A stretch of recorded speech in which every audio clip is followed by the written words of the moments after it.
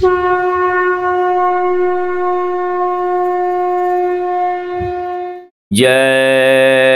गुरुदेव। सतगुरु की महिमा अनंत, अनंत किया उपकार। लोचन अनंत उघाड़िया, अनंत दिखावन हार। लोचन अनंत उघाड़िया, अनंत दिखावन हार।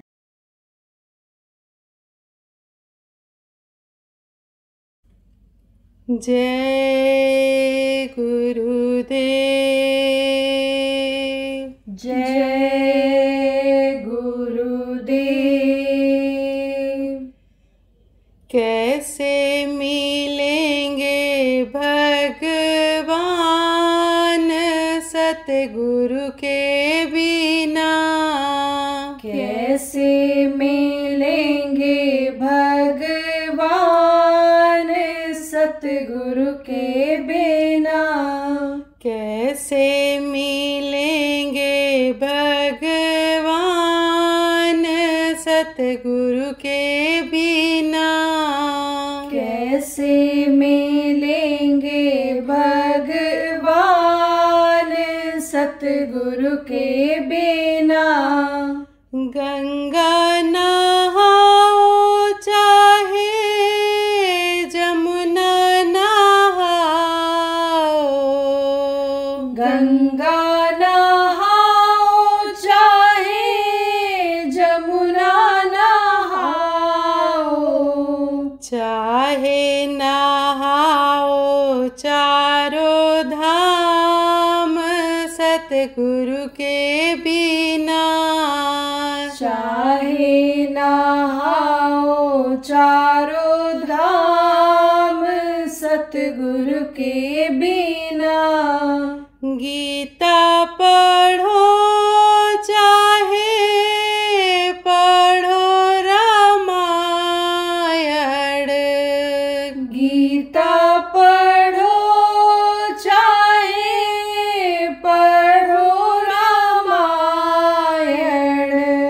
चाहे पढ़ो वेद पुराण सतगुरु के बिना। चाहे पढ़ो वेद पुराण सतगुरु के बिना। मुंडन करा ले चाहे जटा बढ़ा ले। मुंडन करा ले चाहे जटा बढ़ा ले। चाहे बढ़ा ले दोनों कान सतगुरु के बिना। चाहे बढ़ा ले दोनों कान सतगुरु के बिना। धूना लगा ले चाहे राख रमा ले। धूना लगा ले चाहे राख रमा ले। चाहे लगा ले कितना ध्यान सतगुरु के बिना। चाहे लगा ले कितना ध्यान सतगुरु के बिना। मंदिर में जाले चाहे मस्जिद में जाले। मंदिर में जाले चाहे मस्जिद में जाले। चाहे बजा ले कितने ताल सतगुरु के बिना। चाहे बजा ले कितने ताल सतगुरु के बिना। कैसे मिलेंगे भगवान सतगुरु के बिना। कैसे मिलेंगे भगवान सतगुरु के बिना। कैसे मिलेंगे भगवान सतगुरु के बिना। जय गुरुदेव। जय गुरुदेव।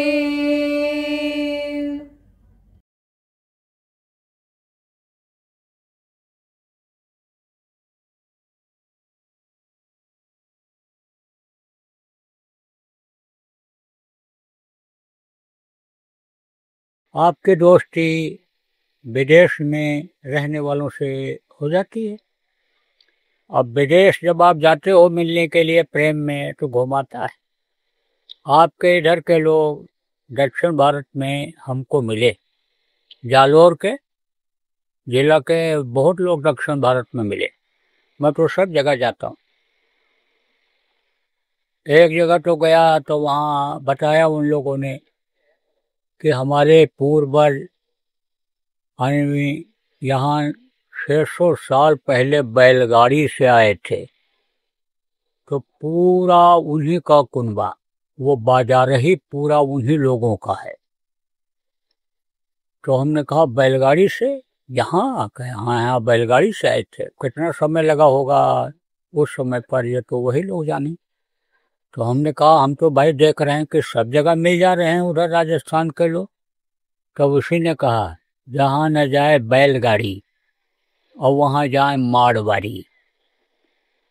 तो आप लोगों के इधर के लोग बहुत दक्षिण भारत में मिलते हैं। अब आप जब जाते हो वहाँ गांव का ही कोई क्यों न हो तो घुमाता है, खूब आदर सत्कार करते हैं। हमने देखा कि कोई भी चला जाए राजस्थान का बता दे तो उसको बुलाते हैं, पगड़ी बांध के चला जाए तो ऐसे ऐसे कट्ठे से आए। वहाँ दुबई में एक हमारे साथ थे, गए हुए थे, विदेशों में भी जाता हूँ, 15-16 देशों में गया हूँ। तो वो पगड़ी बांधे हुए थे, वो मिल गया, वहीं कट्ठे से आए। तो अब आप समझो कि प्रेम हो जाता है। प्रेम में ही तो होता है। ऐसे उस प्रभु से प्रेम हो जाए तो अभी क्या न हो जाए। तो देखो प्रेम में जो आप नामदानी हो, आप लोग यानी सुमिरन ध्यान जो गुरु महाराज ने बताया है उसको करो। और जब सुमिरन ठीक से करोगे, जिनका नाम लोगे उनको रूप को याद करोगे, तो ये धनी खुश हो जाएंगे। ये कोई बाधा फिर नहीं डालेंगे आपके सूरज के चढ़ने में। जीवात्मा को उस मालिक तक जिसकी ये अंश है वहाँ तक पहुँचने में ये कोई बाधा नहीं डालेंगे। और बल्कि जब ये खुश हो जाएंगे, इनको बराबर याद करते रहोगे, खुश हो जाएंगे तो ये मदद कर देंगे। आप जाओ कहीं रट लगाए रहो, उसी को आवाज़ लगाए रहो, तो न भी इच्छा हो तो भी वो बोल देता है, कहता भाई कौन है चिल्ला रहा है दरवाजे पर, देख लो। देखो माँ दूध पिला करके बच्चे को आती है और बच्चा फिर रोने लगता है तो फिर माँ जाती है, तो चाहे थोड़ी ही देर दूध पिला दे, लेकिन दौड़ करके फिर जाती है कि चिल्ला रहा है, रो रहा है, तो चल करके देख लें क्या है, तो दूध पिलाती है। तो ऐसे ही जब आप बराबर उनको याद करते रहोगे, बच्चा की आवाज़ माँ भले न समझ पावे, लेकिन माँ समझ जाती है कि बेटा रो रहा है तो दूध ही मांग रहा है। ऐसे ही जब आप याद करते रहोगे उनको, सुमिरन रोज करते रहोगे, तो वो मदद भी कर देंगे, बुला लेंगे। अब आप तो गांव के आदमी हो जो साधना करते होगे या सत्संग सुनते होगे, आपको मालूम है कि कैसे खिंचाव होता है। जैसे समझो कि छोटा चुंबक को बड़ा चुंबक खींचता है, ऐसे ही वो प्रभु की जो धार है वो बड़ा चुंबक है, और ये जो जीवात्मा है ये समझ लो छोटा चुंबक है। जीवात्मा ही तो खींचती है, जीवात्मा ही शरीर को चलाती है, जीवात्मा ही इस मुंह से ऐसी वाणी बोलवाती है कि आप उसकी तरफ खिंच जाते हो, उससे प्रभावित हो जाते हो, आपके ऊपर असर पड़ जाता है, कहते हो भाई ये कह रहे हैं तो चलो इनके साथ चले चलें, बहुत अच्छे आदमी हैं। प्रभाव तो जीवात्मा ही डलवाती है, तो जीवात्मा ये उधर खिंच जाती है। तो कैसे खिंचाव होता है ये तो आप लोग साधना जब करोगे तब आपको पता चलेगा।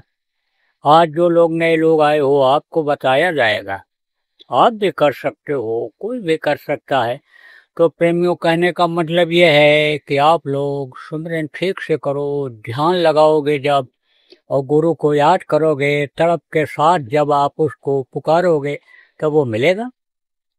उसका नाम क्या है?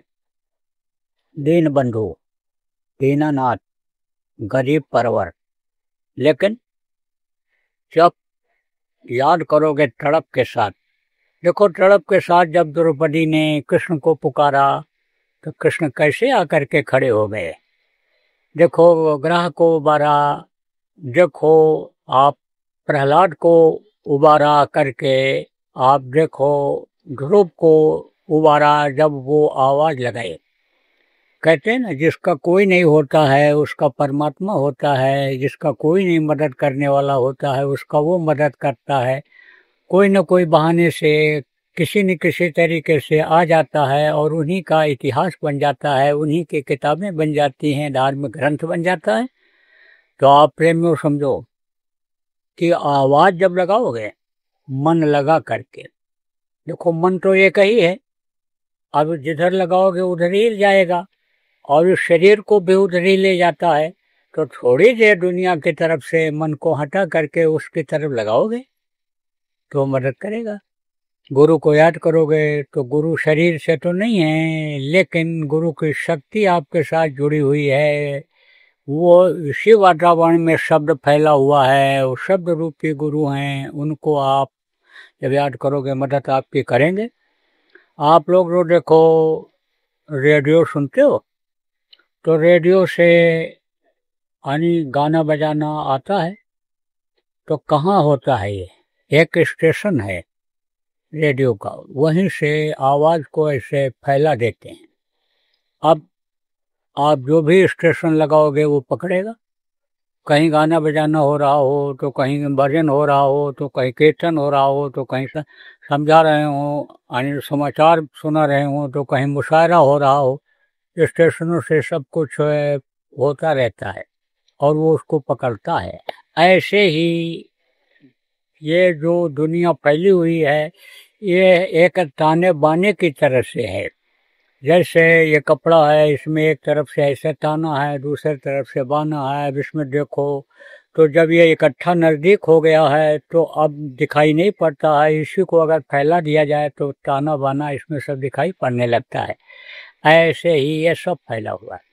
अब जिस आवाज़ को आप पकड़ना चाहो वो आवाज़ आपको मिल सकती है, लेकिन हर आवाज़ को आप समझ नहीं सकते हो, जान नहीं सकते हो। तो किसको जानते हो? गुरु को जानते हो।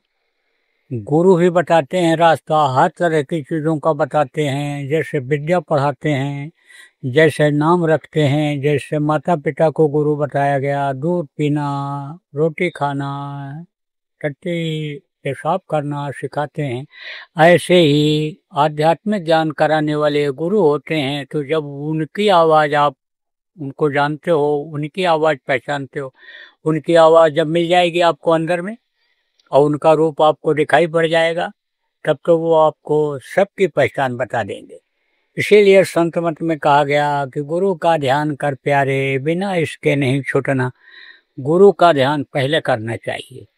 गुरु ब्रह्मा गुरु विष्णु कहा गया, गुरुदेव महेश्वरा, गुरु साक्षात परब्रह्म।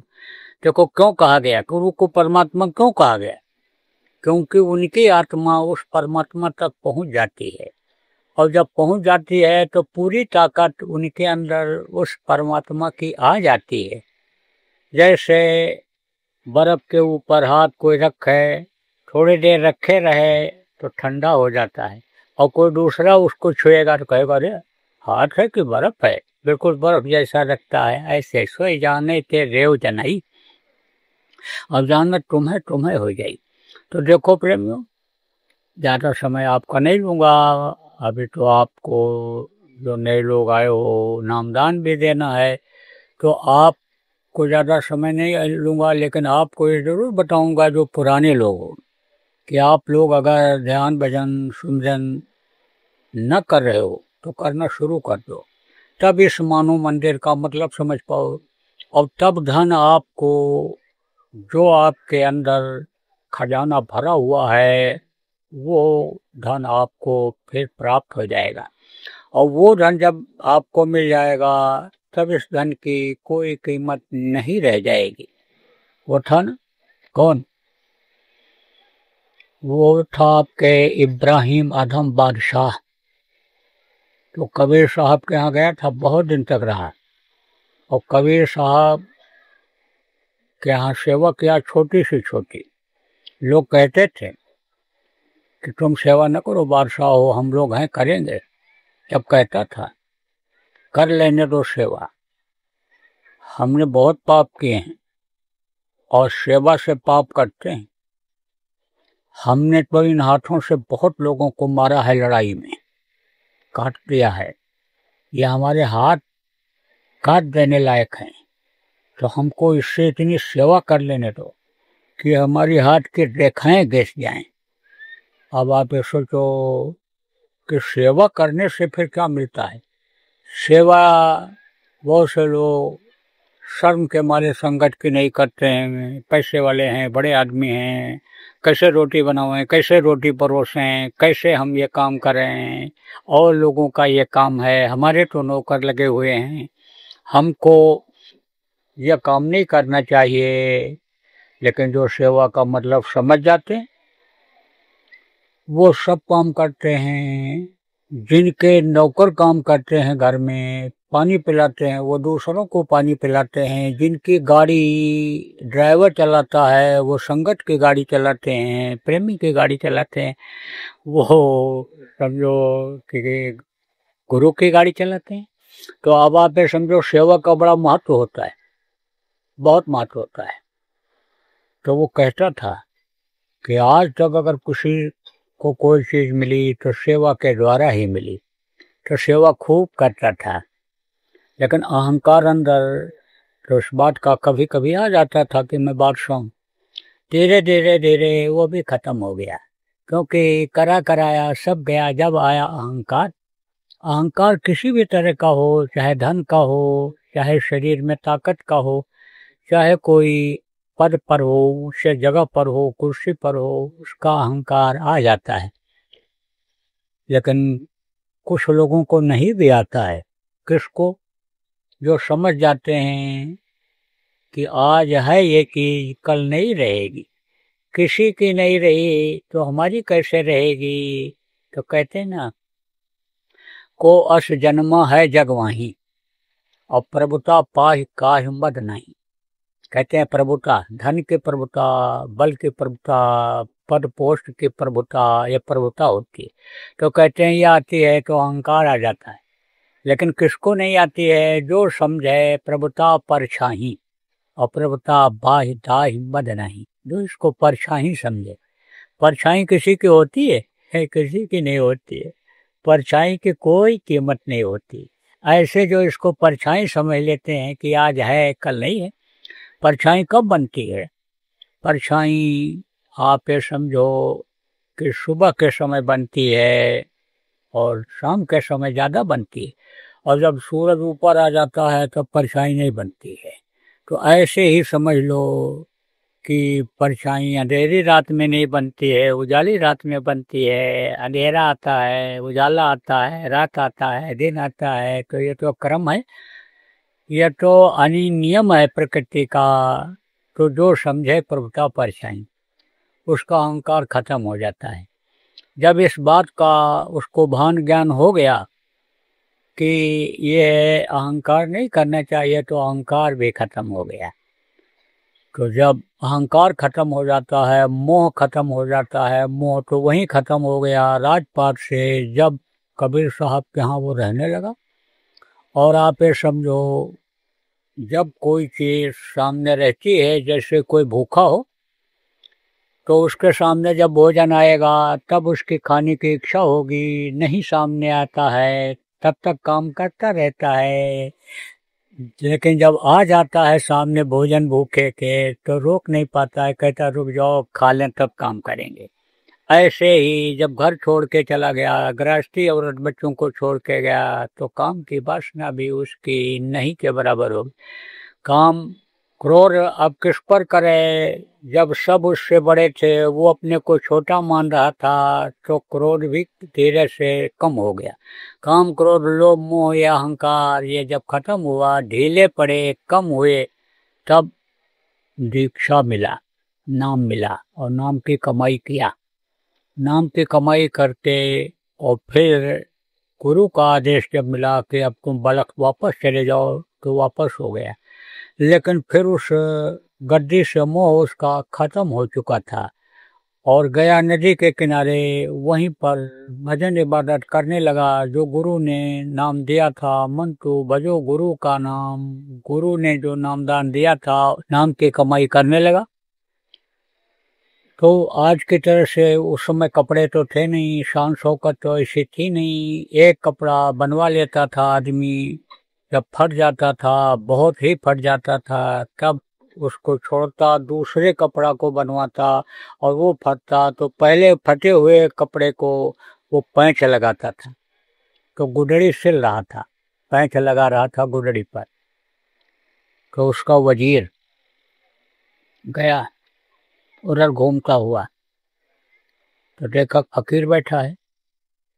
तो साधु महात्मा फकीरों से मिलने की बड़ी इच्छा पहले के समय में रहती थी और उस समय पर लोग सिद्धि करके ही फिर साधु वेश को धारण करते थे, या सिद्धि के लिए जब जाते थे और प्राप्त कर लेते थे वेश को तभी पहनते थे, नहीं छोड़ देते थे। अब तो कोई भी इसको पहन ले, लेकिन फिर भी आप देखो साधु महात्माओं के प्रति, मंदिर मस्जिद गुरुद्वारों के प्रति अब भी लोगों को श्रद्धा है। समझ भले न पाएं लेकिन श्रद्धा अब भी है, प्रेम थोड़ा बहुत अब भी है।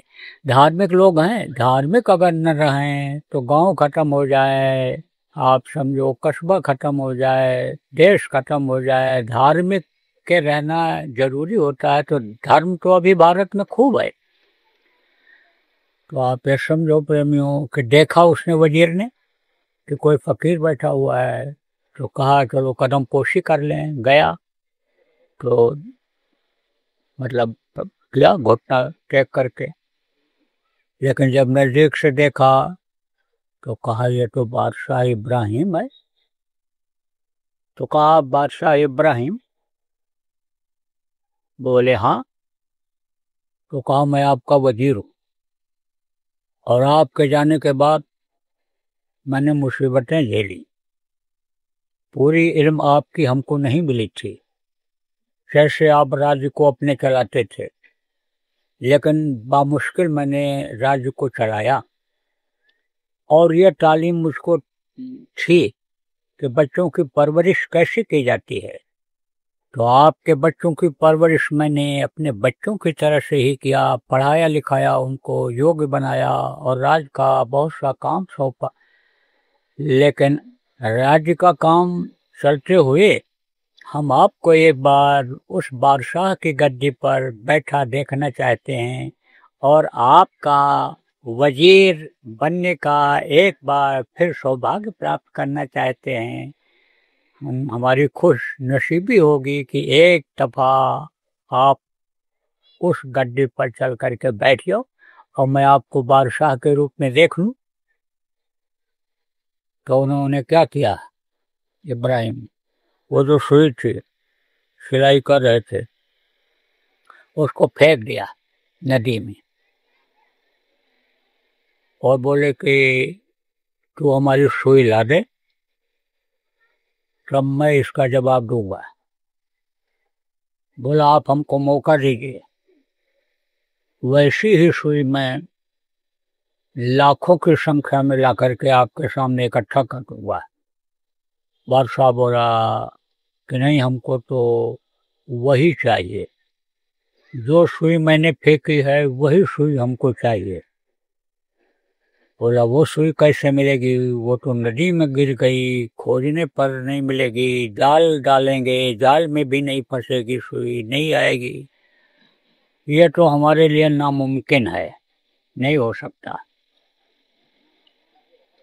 तब ध्यान लगाया और सुई एक मछली मुंह में लेकर के ऊपर आ गई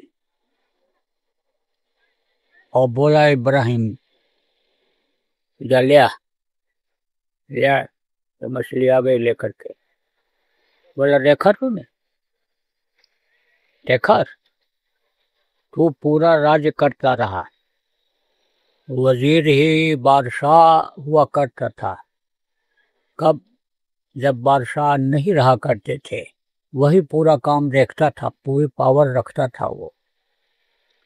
तो कहा कि तेरे अंदर ये शक्ति नहीं थी और मेरे अंदर वो शक्ति, वो ताकत आ गई, तो अब इस तेरे गद्दी को और बादशाहियत को हम क्या करें, इसकी क्या कीमत हमारे लिए।